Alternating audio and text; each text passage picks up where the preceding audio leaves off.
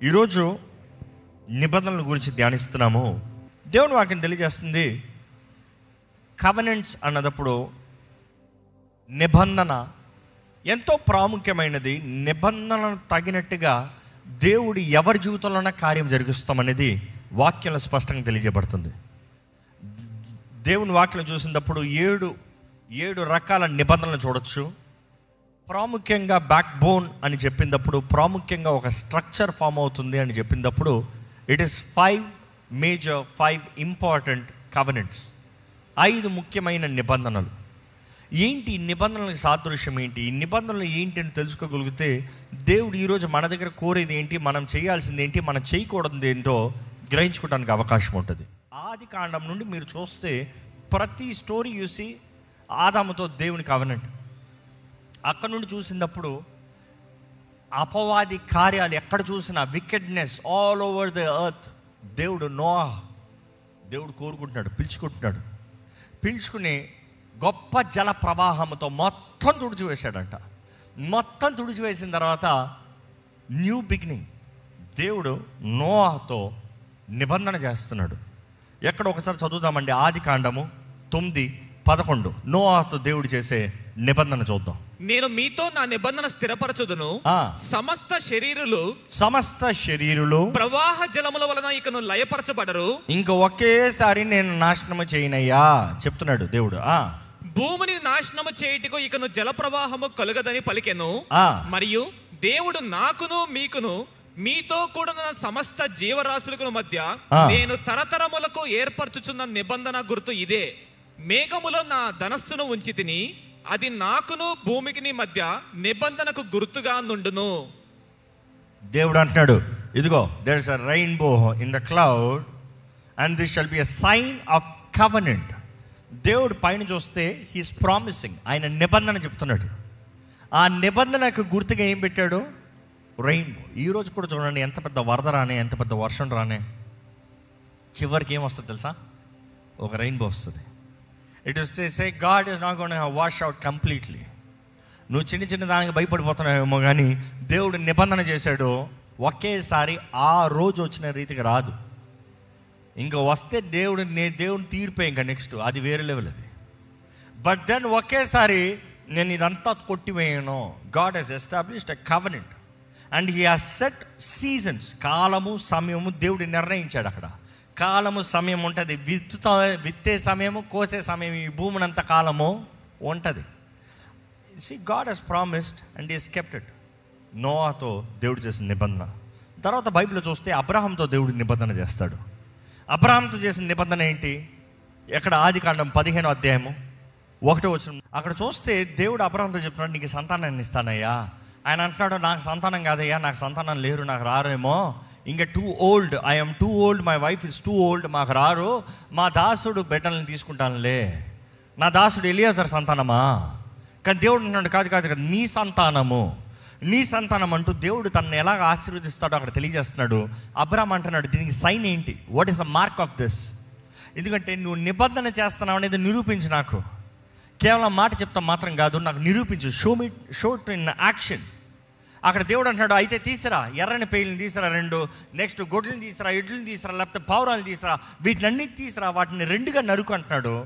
ఆ లోయలో వాటిని నరికి ఒకవైపు పెడుతున్నాడంట. వాటి రక్తం అంతా అలాగనే ఆ వ్యాలీలో అలాగ వెళ్తాం.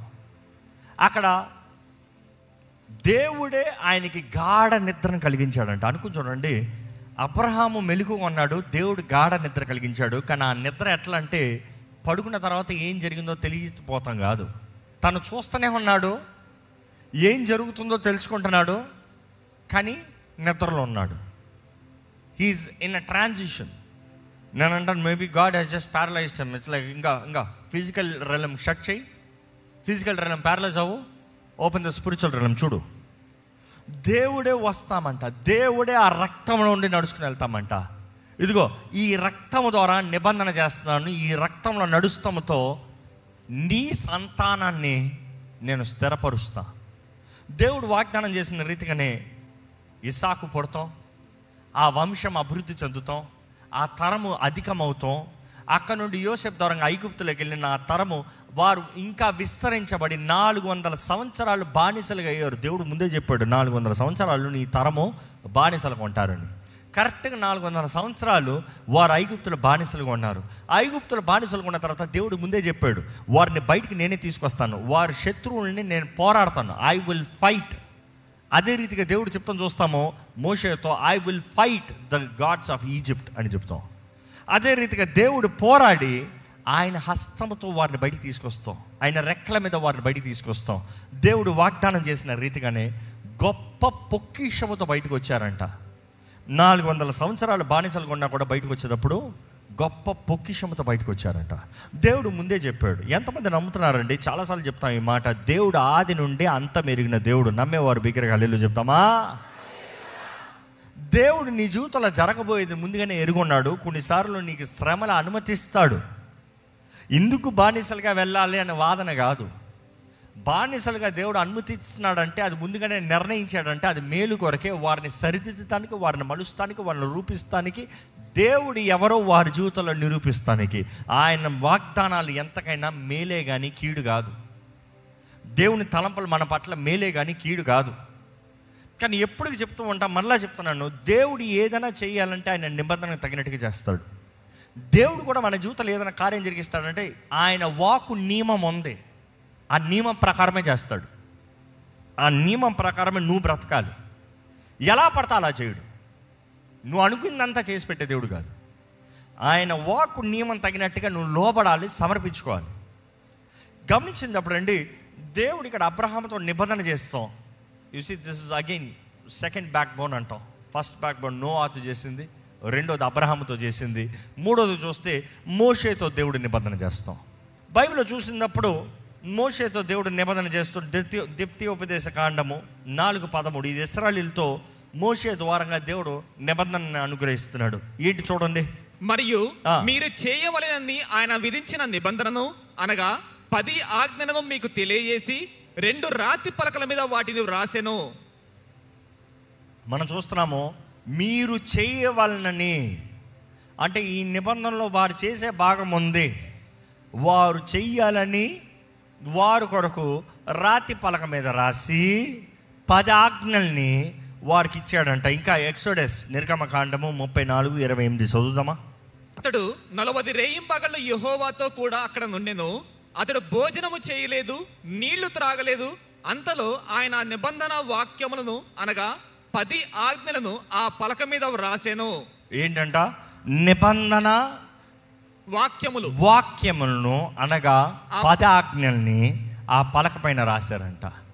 సో నిబంధన ఆజ్ఞలు, నిబంధన మాటలు, 10 ఆజ్ఞలు, అది నిబంధనతో కూడి ఉన్నది. ఈ మాటలు గమనిస్తూ ఉంటే మీకు అర్థమవుతుందండి, దేవుడు నిబంధన ఇచ్చి జరిగించేది. ఇక్కడ చూస్తే నిబంధన క్రియలతో కూడి ఉంది, క్రియతో కూడిన నిబంధన. నోవాతో ఇచ్చింది క్రియతో కూడిన నిబంధన కాదు. ఇప్పుడు మీరు గమనించాలి, I want your concentration fully. నోవాకి దేవుడు అరే మీరు సరిగా ఉంటే నేను ఉంచుతాను, లేకపోతే భూమిని నాశనం చేస్తానని చెప్పాడా? ఈ భూమి ఉన్నంతకాలం ఇంకెప్పటికీ నేను కొట్టాను, మీరు మంచిగా ఉంటే కొట్టేనని చెప్పలే, అక్కడ కండిషన్స్ పెట్టలే. దేవుడు అంతటా దేవుడు అక్కడ టర్మ్స్ పెట్టాడు. It is called grant covenant. ఏంటి అది? గట్టిగా చెప్పండి. Grant covenant. గ్రాంట్ కవెనెంట్ అంటారు. ఏంటి గ్రాంట్ కవెనెంట్ అంటే? It's not based on your condition, not based on your works. నీ క్రియలను ఆధారం చేసుకుని, నీ టర్మ్స్ అండ్ కండిషన్స్ని ఆధారం చేసుకుని కాదు. దేవుడికి అనిపించింది, దేవుడు చూశాడు, దేవుడు చెప్పాడు, అంతే. మనుషుడు పాపం చేసినా, పాపం అధికమైనా ఒకేసారి ఈ భూమి ఉన్నంత కాలము నేను చేయను అంటున్నాడు. దేవుడు చేస్తే ఏమంటాడు? ఇంకో మాట చెప్పాలంటే, చేస్తే భూమిని మొత్తం తీయేస్తా, భూమి ఉన్నంత కాలం ఈ రీతిగా మళ్ళీ చేయను. అఫ్కోర్స్ ప్రభు రాకడ వచ్చినప్పుడు ఆ న్యాయ తీర్పు రోజున ఏమవుతుంది? పంచభూతములు మహావేంద్రములతో లయమైపోతున్నాయి, భూమి పారిపోతుందంట, సముద్రం పారిపోతుందంట, ఆకాశం పారిపోతుందంట. ఒకేసారి అంత డిస్ట్రాయిడ్, ఇంకేం మిగలదు. కానీ ఉన్నంత వరకు దేవుడు అంటాడు, మరలా ఆ రోజు వచ్చిన రీతిగా వరదని మళ్ళీ తీసుకురాను, మరలా తీసుకురాను. ఈరోజు చిన్న చిన్న వరదలు వస్తేనే దేవుడు మరలా చంపేస్తున్నాడేమో అనుకుంటాం. Be assured. ఈరోజు నరజాతి ఎంత పెద్ద వరద చూసినా నోవా లాంటి వరద చూసి బ్రతికినోడు ఇంకెవరు లేరు. అర్థమవుతుందా? So it is just that Noah కుటుంబం మాత్రమే ఆ వరదలో నుండి బయటకు వచ్చారు. సో నోవాతో చూసినప్పుడు it is a grand covenant. అబ్రహాంతో చూసినప్పుడు గ్రాండ్ కవెనెంట్. అబ్రహమా, నాకు పలానా నీ సంతానాన్ని చేయమన్నా అప్పుడు ఉంచుతాను, లేకపోతే తుడిచేసేస్తాను, పెట్టాడు ఆ రూల్ అట్లా. No, it's a grand covenant. అబ్రహాంను బట్టి, అబ్రహాంతో చేసిన నిబంధన బట్టి ఈ రోజుకి ఇంకా ఇశ్రాయేలు ఉంది. అంతే. ఎన్నోసార్లు ఎంతోమంది శత్రువులు దాన్ని తుడిచేద్దామని, నాశనం చేద్దామని, ఏమి లేకుండా బూడిదిగా చేద్దాం అనుకున్నారు. ఇన్ఫ్యాక్ట్ కొంతకాలానికి చేశారని సంతోషపడ్డారేమో, మరలా లేచారు. అందుకని ఎన్నిసార్లు ఊడ్చేద్దామన్నా మరలా లేస్తారు. వాగ్దానం చేయబడిన వారు, నిబంధన చేయబడిన వారు కాబట్టి. ఎవరితో చేసిన నిబంధన? అబ్రహాముతో చేసిన నిబంధన. దేవుడు మోషేకి ఇస్తున్నాడు, ఇదిగో అయ్యా, మోషేకి దేవునికి గ్రాండ్ కవెనెంట్. మోషేకి దేవునికి ఆ కనెక్షన్ వేరు, అన్కండిషనల్. కానీ ఇశ్రాయేలీల దగ్గర దేవుడు నేను మీతో కూడా నిబంధన చేస్తానంటే వారు అంటున్నారు మేము రాము, మోషేని మధ్యలో పెట్టుకో అంటున్నారు. దేవుడు ఇశ్రాయేలీల దగ్గర చూసినప్పుడు ఇంకా దేవుని లెవెల్ వారితో వ్యత్యాసంగా ఉంది, మోషేతో ఉన్నది లేదు. అందుకని దేవుని వాటిని తెలియజేయబడుతుంది, ఇశ్రాయేలీలు దేవుని కార్యాలు చూశారంట, మోషే దేవుని మార్గాలు ఎరిగొన్నాడంట. ఏంటి? ఇశ్రాయేలీలు కేవలం క్రియ చూశారు, మోషే తలంపులు ఎరిగొన్నాడు. దేవుని మార్గాలు ఎరిగొన్నాడు మోషే. కానీ ఇశ్రాయేలీలు కేవలం the product, the final finished వర్కే చూశారు. ఈరోజు మనం జ్ఞాపకం చేసుకోవాలండి, దేవునితో స్నేహము మనకి ఈరోజు అవకాశం ఉంది. అబ్రహాము దేవుని స్నేహితుడు అని పిలవబడుతున్నాడు. మోషే ఈజ్ ఆల్సో ఎ ఫ్రెండ్. దావీదు ఎ ఫ్రెండ్. దావీదుతో కూడా దేవుడు నిబంధన చేసినప్పుడు దావీద్ కవెనెంట్ అంటారు. దావీద్ కవెనెంట్ చూసినప్పుడు మరలా దేవుడు అంటాడు, నా హృదయానుసారమైన వ్యక్తి దావీదు, నా హృదయానుసారమైన వ్యక్తి. దేవుడు ఎక్కడ ఎవరితో ఒక గ్రూపుగా నిబంధన చేయడు, కానీ వ్యక్తిగతంగా చేస్తాం చూస్తాం. గ్రూపుగా చేయాలంటే ఒక మనిషిని పెట్టి ఆ మనిషిని బట్టి ఈ గ్రూపుని పెట్టేస్తారు. ఆ మనిషిని బట్టి ఈ గ్రూపు. అందుకని ఇశ్రాయేలీలు చూసినప్పుడు మోషేని ద్వారంగా, మోషేని బట్టి, అదే గత వారం చదివాము, వారు మోషేని బట్టి బాప్తీసమంట. మోసెస్. ఈరోజు మనకి యేసు. కానీ ఈరోజు నిబంధన ఏంటి అని గ్రహించుకుంటానికి ముందు you need to understand the types of covenant. రకాలు, కవెనెంట్స్ రకాలు, 3 రకాలు ప్రాముఖ్యంగా. ఒకటి గ్రాండ్ కవెనెంట్, అన్కండిషనల్. అన్కండిషనల్, శాశ్వతమైన ప్రేమతో ప్రేమిస్తున్నాను, నిన్ను విడవక ఎడబాయక నిత్యం నీ తోడు ఉంటాను, గ్రాండ్ కవెనెంట్. నెక్స్ట్ చూస్తే kinship covenant. Kinship, KIN, ship covenant. Kinship covenant. Kinship covenant అంటే ఏంటి? Partnership covenant. పార్ట్నర్షిప్, నేను ఇది చేస్తాను, నువ్వు ఇది చేయాలి, నా భాగం ఇది, నీ భాగం అది. ఈ రెండో రకం కవెనెంట్ ఎప్పుడు చూసినా రిలేషన్షిప్కి సంబంధించింది. ఇంకో మాటలు చెప్పాలంటే బైబిల్ చూసినప్పుడు దావీదు, యోనాతాను, దావీదు వారు ఇద్దరు పార్ట్నర్షిప్లోకి వచ్చారు, అగ్రిమెంట్లోకి వచ్చారు, కవెనెంట్లోకి వచ్చారు. Bible says they came into a covenant. ఒక కవెనెంట్కి వచ్చారు, యాక్సెప్టింగ్ పీస్ కవెనెంట్. మనం గమనిస్తే వివాహ విషయంలో చూసినప్పుడు it talks about kinship covenant అన్నదప్పుడు ఇద్దరు కలిసి ఉంటాం. భార్య భర్తలు అన్నదప్పుడు ఇరువురు కలవాలి, ఇద్దరు బాధ్యత ఉంది, ఇద్దరు కలిసి కుటుంబాన్ని కట్టుకోవాలి, ఇద్దరు కలిసి జీవితంలో ముందుకు సాగాలి, ఇద్దరు కలిసి ఏది చేసినా ఉండాలి. అది kinship covenant. When you talk about kinship covenant, every marriage should be a kinship covenant. ఏంటి కిన్షిప్ కవెనెంట్ అంటావా? ప్రాణం, ఇద్దరు ప్రాణాలు కలవాలి, ఇద్దరు ప్రాణం ఏకమవ్వాలి, ఇద్దరు ప్రాణము. బైబిల్ టాక్స్ ఇద్దరు ఏక శరీరం అవుతారు. వివాహంతో ఏమవుతారంట? ఏక శరీరం అవుతారంట. సో ఆ కిన్షిప్ కవెనెంట్ చూసినప్పుడు it is being as one, living as one, fighting as one, everything as one. ఈరోజు నిజంగా ఎన్ని వివాహాలు విడాకులు వెళ్ళిపోతున్నాయి, ఎన్ని విడాకులు దూరం అయిపోతున్నాయి. Because they don't understand. మీరు వివాహం అనేటప్పుడు you are coming with a covenant. జ్ఞాపకం చేసుకోవాలి, it really matters who you marry. మనిషి అందంగా ఉన్నాడా, అందంగా ఉందా, డబ్బు ఉందా, పేరుందా, ఆస్తిపాస్తులు ఉన్నాయా, సోషల్ సెక్యూరిటీ ఉందా, సోషల్ స్టేటస్ ఉందా, ఈ కాదు. ఏం ఆల్టర్స్ ఉన్నాయి, ఏం బలిపీఠాలు ఉన్నాయి, ఇదిగో నేను ఇష్టపడుతున్న ఈ వ్యక్తికి ఏం సమాధానాలు ఉన్నాయి, ఏం దోషములు ఉన్నాయి, ఏ అపవాది బలిపీఠములు వీరిని వెంటాడుతున్నాయి. ఎందుకంటే నువ్వు ఎప్పుడైతే ఈ కిన్షిప్ కవనెంట్లోకి చేరతావో కలిసి పోరాడాలి. శత్రువు ఎక్కడ వదలడం. నాకు సంబంధం లేదా ఆమె అంటే అవ్వదు, నాకు సంబంధం లేదు మా ఆయన అంటే అవ్వదు. కిన్షిప్ కవనెంట్ చూసినప్పుడు it is like a covenant coming together saying I give my life for you to fight for you. నీ కొరకు పోరాడతా, నీ కొరకు నేను పని చేస్తా, నిన్ను పోషిస్తా, నిన్ను సంరక్షిస్తా, నిన్ను కాపాడుతా. బైబిల్ చూసినప్పుడు ఆదాంకి అవ్వకి చూసినప్పుడు దేవుడు ఇద్దరికి బాధ్యత పెట్టాడు. అక్కడ నొప్పితో కంటావమ్మా అని చెప్పాడు, కష్టపడి చెమట కార్చి పని చేస్తావయ్యా అని చెప్పాడు. ఇది ఇద్దరు భాగం ఉంది, ఇద్దరు కలుస్తూనే కుటుంబం ఉంది, కిన్షిప్ ఉంది. It is two coming together, two working together. ఈరోజు ఎన్ని కుటుంబాల్లో భార్య భర్తలు ఇద్దరు కలిసి పనిచేస్తున్నారు. పని అంటే అమ్మాయి వెళ్ళి సంపాదించుకుంటున్నారు, that's your choice. If she is wise enough, strong enough, she works or not, it's her point. But then కుటుంబాన్ని కట్టుకుంటాం మాత్రం చాలా ముఖ్యం. డబ్బులు సంపాదిస్తుందో లేదో కానీ ఇల్లు కట్టాలి. ఎందుకంటే జ్ఞానవంతరాలు ఏం చేస్తారంట, ఇల్లు కడతారంట. మూర్ఖురాలు ఏం చేస్తారంట, మూడురాలు ఇల్లును ఓడబెరుకుతారంట. ఈరోజు ఎంతమంది నిజంగా ఇల్లు కట్టే భార్యలు ఉన్నారో, ఎంతమంది నిజంగా ఇంటిని పోషించి ఇంటిని మోసి పునాదుల్లాగా నిలబడే భర్తలు ఉన్నారో పరీక్షించుకోవాలి. ఎందుకంటే నిజంగా ఈ లోకంలో దేవుని నామానికి మహిమ రావాలంటే, ఈ లోకంలో దేవునికి ఘనత రావాలంటే దేవుని వాక్య నియమాల్ని ఎరిగి ఆయన పక్షాన ఉన్న వారిని యథార్థంగా బ్రతుకుతే మాత్రమే, ఆయన పక్షాన ఉన్న వారిని నమ్మకంగా జీవిస్తే మాత్రమే. బైబిల్ చూసినప్పుడు ఎక్కడ ఇంకొన్ని కవెనెంట్స్ మీకు క్విక్గా చూపిస్తాను. దేవుడు నిబంధనలు చేస్తూ ఆయన నిబంధనలు చూపిస్తున్నాడు. ఎక్కడ దావీదుతో దేవుడు నిబంధన చేస్తాం. 2 సమూయేలు గ్రంథము 7వ అధ్యాయంలో చూసినప్పుడు మొత్తంలో నాతాను ప్రవక్త వచ్చి దేవుడి దాని నుండి మాట తీసుకొచ్చి దావీదుతో వాగ్దానం చేస్తున్నాడు. దేవుడు వాగ్దానం చేస్తున్నాడు, ఇదిగో నీ నామాన్ని గొప్ప చేస్తా. 1 Chronicles 17లో చూడగలుగుతాము, నీ పేరును గొప్ప చేస్తాను, దీంట్లో నిన్ను గొప్ప చేస్తాను. నీ తరము నీ బిడ్డ తప్పు చేస్తే సరిదిద్దుతాను కానీ విడిచిపెట్టను, సింహాసనాన్ని నిలబెడతాను.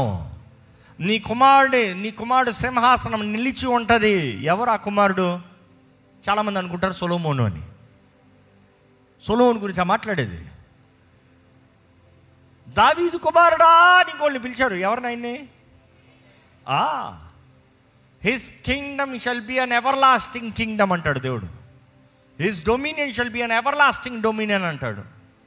Is not just talking about Solomon. ఆ వంశం నుండి రాబోయే మెస్సయ్య గురించి, రక్షకుడి గురించి మాట్లాడుతున్నాడు అక్కడ.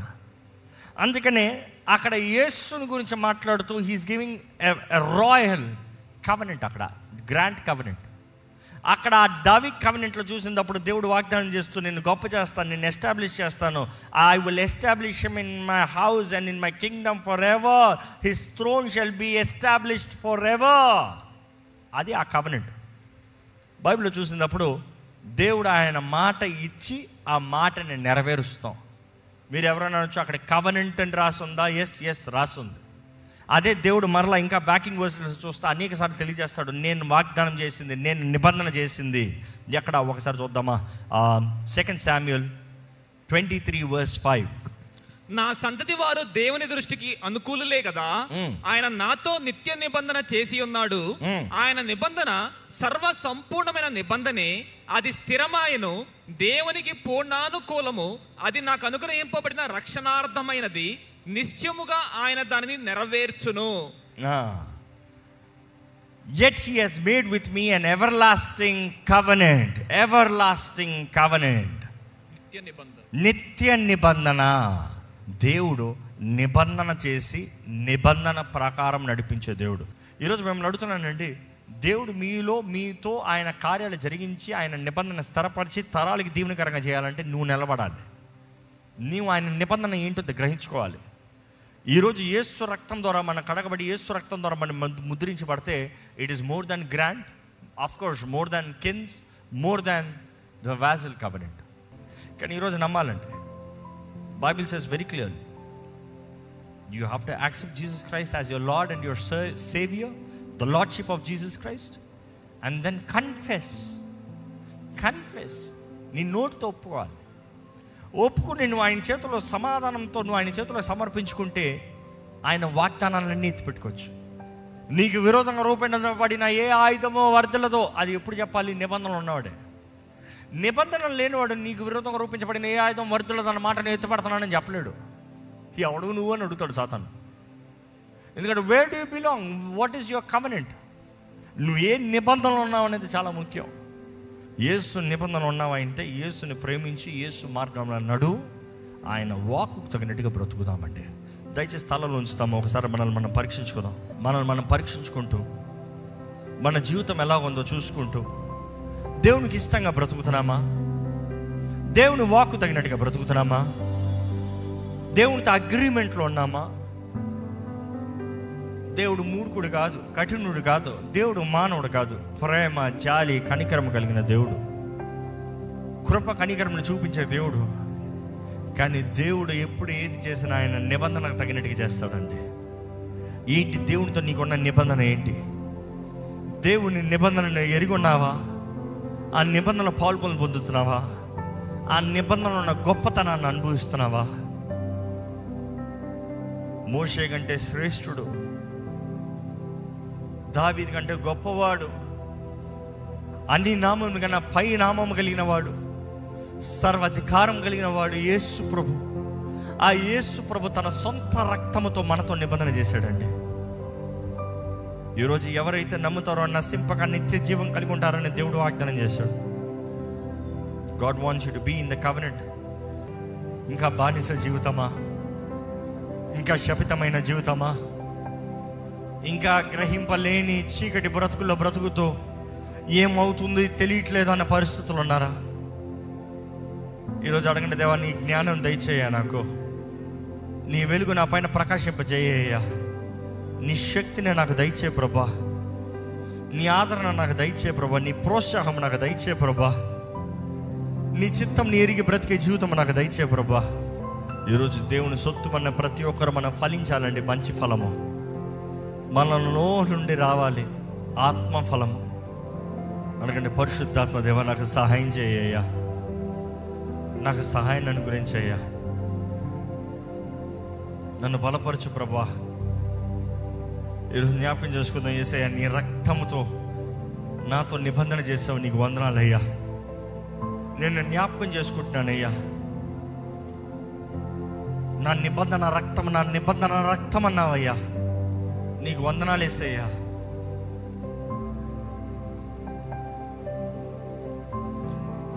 బాప్తిజం తీసుకున్నవారు, రక్షించబడి బాప్తిజం తీసుకున్నవారు ప్రభుతో చెప్పండి, దేవా నేను నీ సొత్తు అయ్యా, నేను నీ బిడ్డనయ్యా, నన్ను విడిచిపెట్టద్దయ్యా, నా జీవితంలో కావాల్సిన జయము దయచేయి, సమాధానం దయచేయి, విడుదల దయచేయి. అడగండి.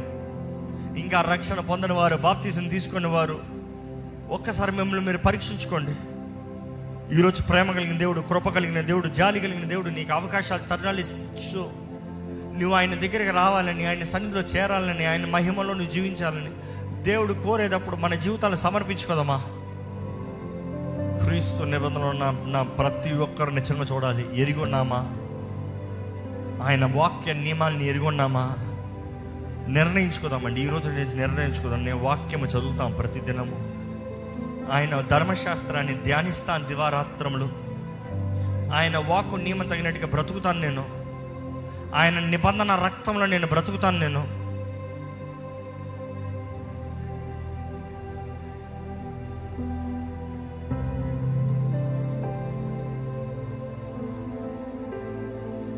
పరిశుద్ధ ప్రేమల తండ్రి, ఒకసారి మా పైన జాలి చూపిమని వేడుకుంటాము, దయ చూపిమని వేడుకుంటాము. మమ్మల్ని పట్టుకోయా, మమ్మల్ని నడిపించయ్యా, ఎలా బ్రతకాలో నేర్పించు ప్రభా. అజ్ఞానుల వరకు జ్ఞానుల వల్ల జీవించే కృపను మాకు దయచేయ్యా. నీ వాక్కును మాకు ఇచ్చావు, నీ ధర్మశాస్త్రాన్ని మాకు ఇచ్చావు. మేము ఎదగాలని, మేము నేర్చుకోవాలని, మేము బలపడాలని, నీకు ఇష్టలుగా జీవించాలని నువ్వు కోరుతున్నావయ్యా. దేవా మమ్మల్ని సరిదిద్దయ్యా. దేవా మా జీవితాలని, బ్రతుకుల్ని మార్చు ప్రభా. నీకు ఇష్టం లేనిది, నీకు ఆయాస కలిగించేదాన్ని మా జీవితంలో నుండి తీసిపడే ప్రభా. నెమ్మది దయచేయి, ప్రోత్సాహము దయచేయి, ఆనందము దయచేయి, ఫలించే జీవితాన్ని దయచేయి, నీకు ఇష్టలుగా బ్రతుకుని దయచేయి. నీతో సమాధానం కలిగిన వారుగా, నీ సమాధానం కలిగి జీవించేవారుగా మమ్మల్ని చేయి ప్రభువా. దేవా, ఈ పాపపు శాపపు లోకంలో, ఈ చీకటి లోకంలో దేవా మమ్మల్ని మేము భద్రపరుచుకున్న వారుగా, మా బుడ్లో నూనె ఉండేలాగా నీ ఆత్మ ద్వారా వెలిగించబడిన దీపము కలిగిన వారుగా, అనుదినం అనుక్షణము నీ వైపు చూస్తూ నీ సన్నిధి కోరి బ్రతికే జీవితాలు మాకు దయచేయ. ఇక్కడ ఉన్న ప్రతి ఒక్కరిలో నీ నిబంధన రక్తం ఉండాలి ప్రభా. మా అందరిపైన నీ నిబంధన రక్తం ఉండాలయ్యా. మాకు కావాల్సిన ధైర్యం దయచేయి, శక్తి దయచేయి, విడుదల దయచేయి, స్వస్థత దయచేయి.